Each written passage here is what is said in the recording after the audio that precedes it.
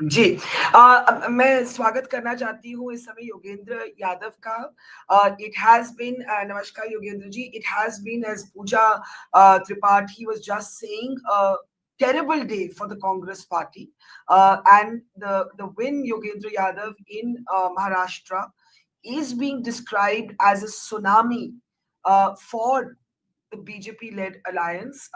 What is your first response? No doubt it's a landslide in favor of the BJP alliance, and it is a major setback for the opposition in general and for Congress in particular, because the Lok Sabha election result of 2024 had opened a window of opportunity for the opposition. It had given a morale boost to the Congress in particular, and it had created a hope that this country could see regaining of democratic spaces, and the opposition, that this was the beginning of something very big. That window appears to have shortened considerably, if not disappeared altogether. And it is a major setback. There cannot be two opinions about it. Yes, Jharkhand has given opposition some kind of a face saver. But in all fairness, Jharkhand victory is primarily the victory of JMM, to which others have contributed. But that's not so. So Congress cannot quite claim this to be principally Congress's victory, although opposition victory everyone would partake in. So there is no doubt this is a bad day for the Congress and a day to introspect and think, how could we lose? I mean, the question for the Congress would be, how could we lose the very big advantage that we gained in Maharashtra? Maharashtra was one of the states that turned the Lok Sabha election. The advantage was much smaller in terms of votes than it appeared in terms of seats. The gap was only 1%. But this was a morale booster. The opposition could have worked upon it, expanded it. Instead of expanding from +1, they go to -15% or so. That's when I last checked. That's staggering. So the question is why? We had Pushpraj Deshpande on the program a while ago, and he said our campaign was wrong. Dr. Pooja Tripathi of the Congress here just said this calls for a dismantling of the Congress structure. The whiteboard must be smashed. There has to be a point, Yogendra ji, because even if you look at Jammu and Kashmir, the Congress did badly in Jammu, and the NC led that win. In Haryana, everybody thought the Congress would win. The BJP took that win. In Maharashtra, the MVA together is less than Eknath Shinde's party alone. Sharad Pawar is now below 10. Ajit Pawar has outperformed the Congress party. That is the situation we are looking at. And Jharkhand, as you said, is the Congress has been lifted up by the tailwinds of the JMM. So the question has to be asked, why? Congress insiders would have a better view on what is wrong internally and what needs to be dismantled and what does not need to be dismantled. I don't have a particular view on that. But let's look at Maharashtra because that's a big story. Yes. BJP starts -1% and a perception of having lost very badly. BJP comes up with 3 or 4. BJP has a game plan at the end of it. I'm saying BJP because I think everyone else was along with it. The real planner and mastermind was BJP there. BJP has 3 or 4 set of components to its game plan. Number one, open the gates of treasury, throw money, whatever. They've spent something like 1 lakh crore rupees over and above whatever was budgeted in the last 2 months. They passed 105 GRs per day, that is to say, government orders of an extraordinary speed. So that's one governmental part of the strategy. Number two, they had a social strategy.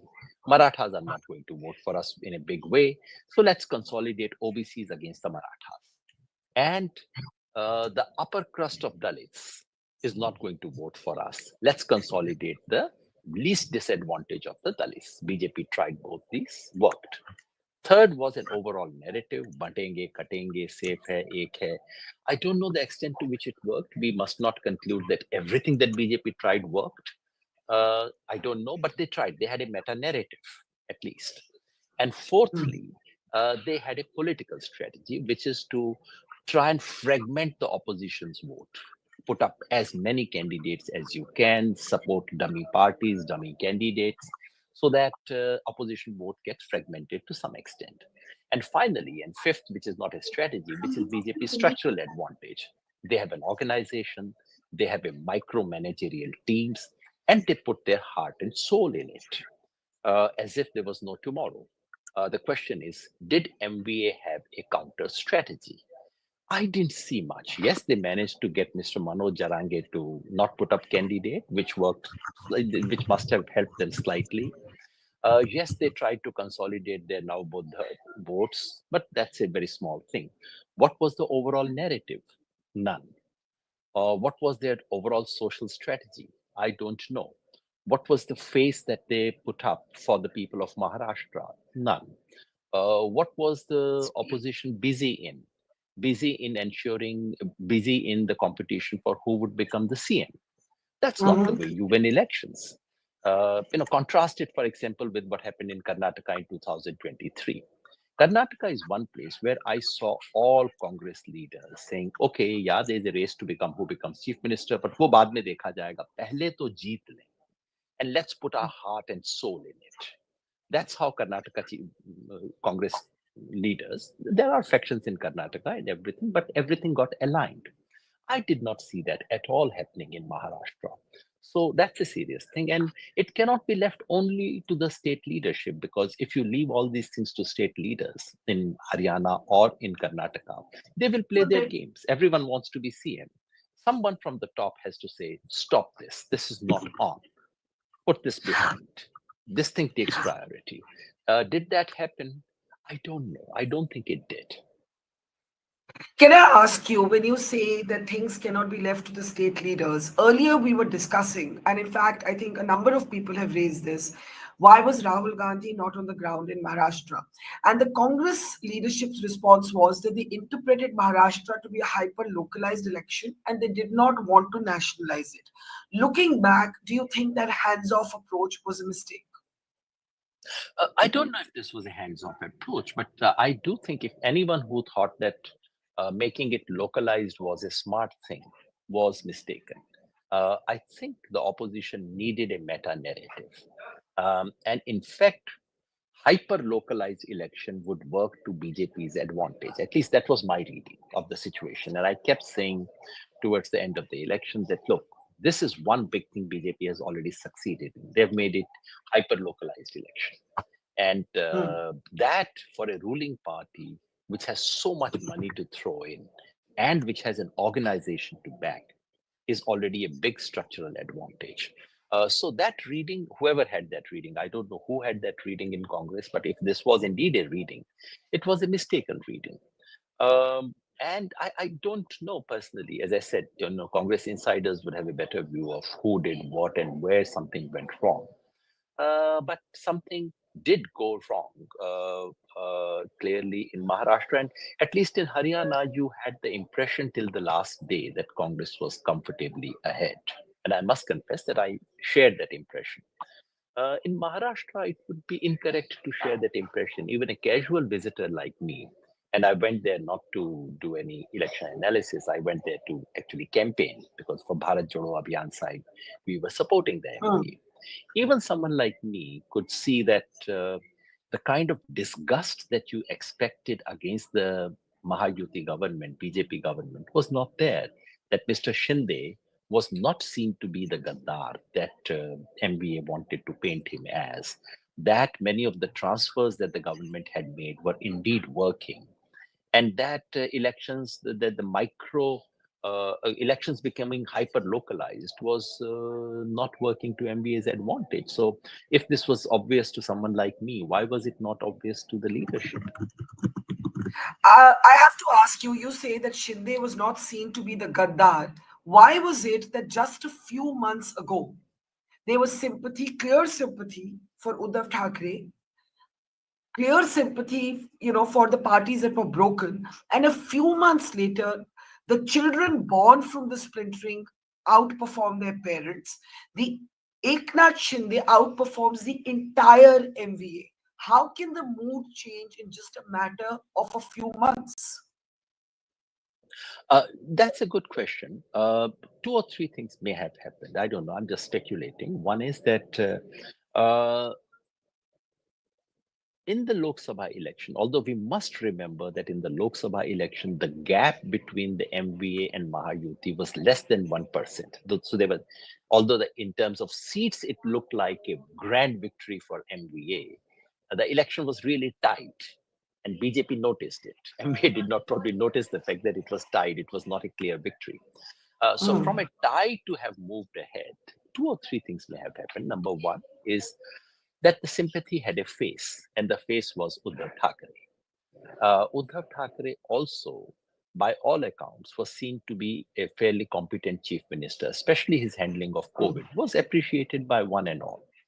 Why was he not the face of MVA? I don't know. I don't know what kind of negotiations happened. But if he was indeed the face of MBA, then number one, they would have had a clear, two or three things would have happened. Number one, someone who was seen to have performed would have been the face. Number two, the sympathy would have a name and a direct, place to target itself at. And number three, MBA would have looked like a united front. My own sense, again, from reading newspapers and casually following what was happening in Maharashtra, was that till the last day of nominations, MBA did not quite look like a united opposition. Now, if you want to challenge the Mahayuti government, which is throwing money, has everything else, the least you need is a is an image of being united. The least you need is the capacity to present yourself as a possible alternative. Did MBA look like that alternative? I'm not so sure. For national politics, what does this mean? You see, at the state level, the very existence now of Sharad Pawar and Uddhav Thackeray is in question, Yogendra ji, because as my colleague Tejas was saying, and Kartikeya was saying, what happens to their MPs? Will they remain with Sharad Pawar and Uddhav Thackeray? We don't know. Question one. But for the Congress, for the opposition, and I focus on the Congress because the Congress is the pole around which, at least as of now, opposition politics are coalescing. Hence, I ask about the Congress. I know you don't speak for the Congress, but as someone who supports the opposition and has been a political analyst, what does this mean for the Congress? It's a major setback.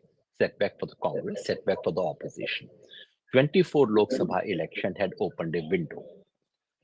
That window has suddenly shrunk today. It's started shrinking with Haryana and with Maharashtra. I mean, no wonder. I mean, no doubt Jharkhand is a bit of a face saver, but it is more of a face saver than actually a thing. Maharashtra was an election that the opposition should have won. Jharkhand was an election the opposition could have won with some effort. Now, strangely, they win the election that they could have won, but they do not win the election that they should have won. So clearly, no doubt, it is a setback. And politics is very much like a stock market. It's driven so much by sentiment. So if the sentiment after 2024 Lok Sabha election was that Modi ji is down, no matter he formed the government and whatever, लेकिन down है. अब तो मतलब मामला उनका, it's on is sort of not on his way out, but his charm is faded. BJP is now out. Congress is up. Rahul is up. That was the overall impression. That impression takes a beating. That impression. So the impression is not that it's the end of Congress or anything of that kind, but the sheer advantage that Congress had, that the opposition had, and you are absolutely right to say that India coalition is basically Congress plus. It's a coalition woven around the Congress party. So if India Alliance gains as it did in 2024, Congress gets the credit. Congress gets, and therefore, whenever India Alliance faces a setback in states where Congress is the dominant partner, like Maharashtra, Congress will have to take the principal responsibility. There are no two ways about it. So yes, it's a setback. It is not end of the day. It is not yet. The window has not completely closed. We have to look at the trends from by-elections from all over the country. I've not carefully analyzed that, but someone has to sit down and carefully look at I suddenly lost Yogendra ji. Get some picture on. I think I'm back. Can you Yeah, hear yeah, me? you're back. You're back. We just lost Yeah. you for a So second. we should Yeah. wait. We should wait for signals from all other parts of the country. But yes, there is a lot to introspect, a lot to think. And now it's Bihar. There is Delhi in between. But Bihar assembly election is going to be the real test. And if the opposition can gain back Bihar, which they have lost in the parliamentary election, but if BJP can reverse its losses in Maharashtra, why can't the opposition reverse its losses in Bihar? So, till Bihar, I'm afraid BJP now has a clear psychological advantage. And we could, in many ways, see Mr. Modi's government being the kind of government it was in 2022-23, assertive, acerbic, very pushy, hegemonic, because BJP is very good at pressing its advantage. The opposition is not. So my own sense and my fear is that BJP would now, in the parliamentary session and in the next 1 year to come, BJP will push this advantage substantially. And if India coalition cannot present itself as a coalition in between elections, I don't quite remember when was the last meeting of India coalition. So they have to now convince this country that there is a coalition called India coalition, and they have to sustain it in between two elections. If they can't do it, BJP would press the advantage even further. Yogendra ji, I have a last question for you, but since you did mention polls, Karthik, you will give us the details later, but you did have an update from Bihar that you wanted to talk about, and then I want Yogendra ji to give us a concluding remark right after that. So Karthik, very briefly. one interesting bipoll in Maharashtra is Nanded, where the Congress is trailing a seat they had won in 2024. Bihar, Yes. the interesting trend, apart from the results, which Yogendra will also be interested in, is in that all four seats, Jan Suraj party is picking up a decent vote share, and especially in two seats, Barkha, Imamganj, the Jan Suraj party has picked up 37,000 votes, and the current margin is 6,000. In Okay. Belaganj, the Jan Suraj party has picked up 17,000 votes, and the current margin is 21,000. In Tarari, the Jan Suraj party has picked up 5,500 votes. And in the other seat of Ramgarh, also Jan Suraj party is picking up 6,500 votes. So I think the emergence of Jan Suraj party is the other big thing before 2025 Bihar elections. And with that, Barkha, I will take your leave. Thank you Okay. very much. Thank you, Karthik. And let me just ask a last question to Yogendra ji before we let him go. Yogendra ji, you said that a window had opened after the 2024 Lok Sabha results. But one thing I think we've all been learning from Lok Sabha to now is the perils of panditry. Maharashtra was supposed to be tight. It was anything but, right? Haryana was supposed to be a walkover. That didn't happen. हम लोग when I say हम लोग, I'm very broadly using the universe of pollsters, journalists, pundits, politicians. Do you think that there was an overreading of the containment of Modi after 2024? Was that the misreading? Did the Congress get complacent? I mean, these questions will have to be asked now. These are serious questions. These are real questions. Yes, Mr. Modi was contained, but did we assume that this is because the public of India has now decided to sort of gradually ease him out? Many people assumed so. I must say that I have been alerting against this reading again and again, that we tend to read consequences into intentions. The consequence of Lok Sabha verdict was that democracy was saved. The consequence was that the march of communalism was halted. But from that, I have repeatedly said we must not conclude that the people voted on issues of democracy, secularism, and constitution, and so on and so forth. People vote on their livelihood conditions, people vote on things close to them. And unless the opposition can provide them something viable, something attractive and viable, merely talking about constitution, social justice, democracy, and secularism is not going to work. And you said the Congress is to take primary responsibility. What is the message you think the Congress needs to take away? Some people feel that the Congress focused on issues like, let's say, Adani, which I'm not saying should not be debated. but that it doesn't necessarily translate into an issue that impacts the everyday life of people. So is the campaign too esoteric? I don't think Adani is an esoteric issue. If Bofors was not esoteric once upon a time, then how can Adani not be esoteric? Of course, Adani is a real issue.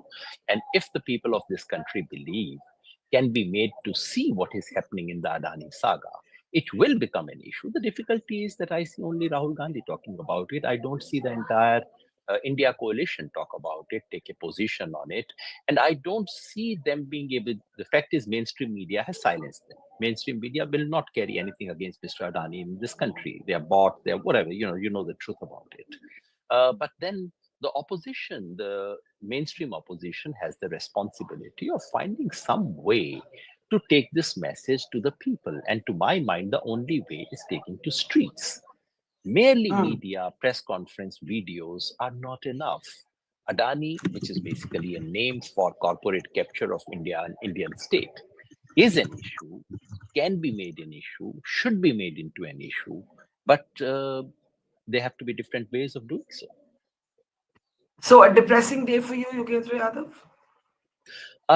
Learning, yes, I do feel as someone, as I said, I'm no neutral observer of elections. I'm a political activist from Bharat Jodo Abhiyan. Those who campaign, I campaigned for MBA. I campaigned for the India coalition in Jharkhand as well. So yes, some satisfaction from Jharkhand, but huge disappointment as far as Maharashtra is concerned, and a lot to learn from, a lot to go back and think about.